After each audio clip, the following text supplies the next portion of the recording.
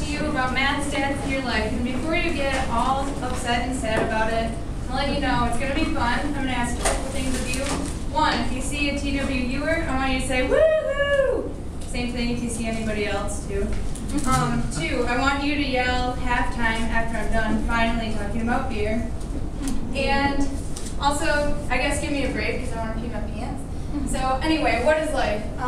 Fresh Prince and I think about life in this way, that music and beer and food and art, all these different things come together and are kind of holding hands.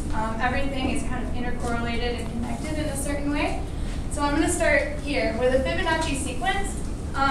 This is a sequence that is recursive in formula and also in nature. We will see that it starts with 2 before and adds the second one and then continues on that way. So if it started with 1, you add 1, and then 2, 1, 2, 3, 5. You see it in other places too, like when we're estimating, that's how we're using our story points.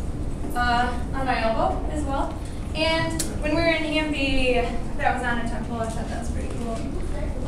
So I don't know, for me, I see these spirals and I just think the Fibonacci sequence. That's also related to the golden ratio, which is another thing that's really prevalent in art, especially in like the Renaissance period. You'll notice that people are finding the similarities between the way people's bodies are created and different things, like we said, in nature that fit the golden ratio, which is the Fibonacci number here plus another one divided by the previous.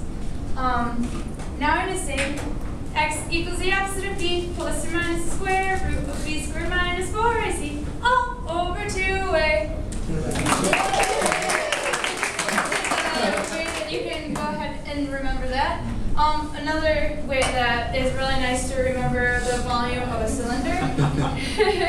I like this because it tells you pi r squared in a really funny way. And pizza. Everybody likes pizza.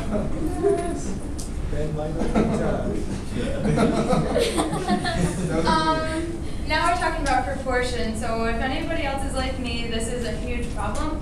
I can't cook worth a shit. And that's because it's all based on proportions and relative to stoichiometry, kind of the same thing. So if you're trying to double something, you just are looking at it relative to the entire set, which is also related to set theory, which we'll talk about later.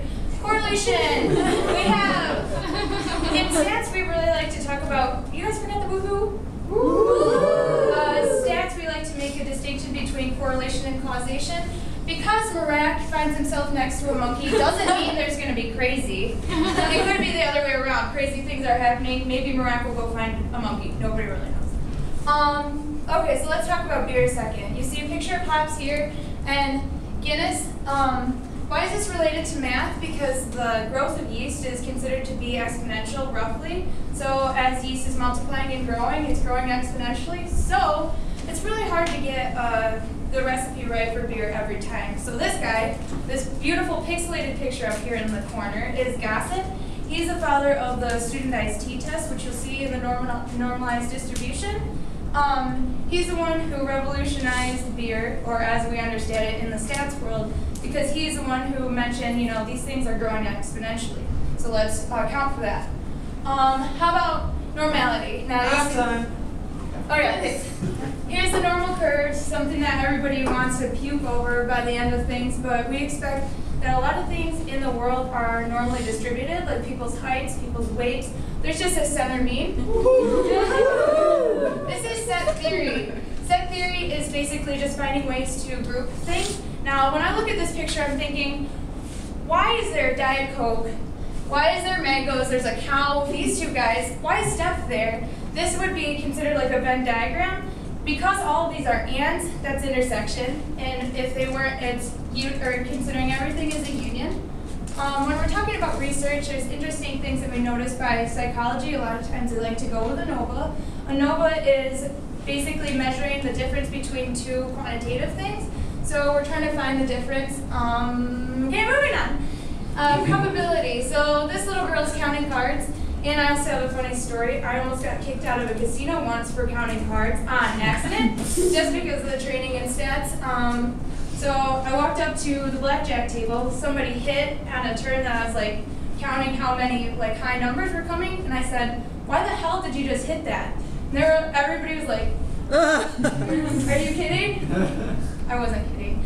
So anyway, basically, if you're trying to count cards, they assign values to high numbers or low numbers, and then it's referable for you as a player or for the dealer, depending on what the actual count is. Now we have graph theory. Graph theory relates a bunch of different things in nature, and I mean, rickshaws, I guess. So it's a network, way to network things.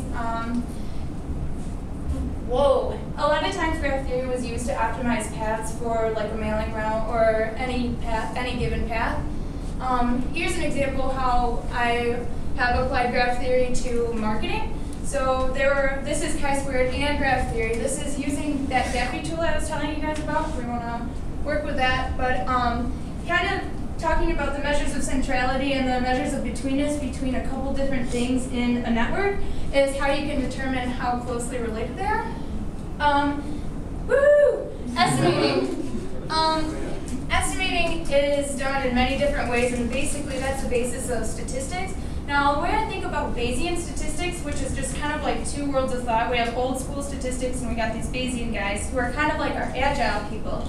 Now it's like I have past knowledge, I learned something, and then I move my model and I change it.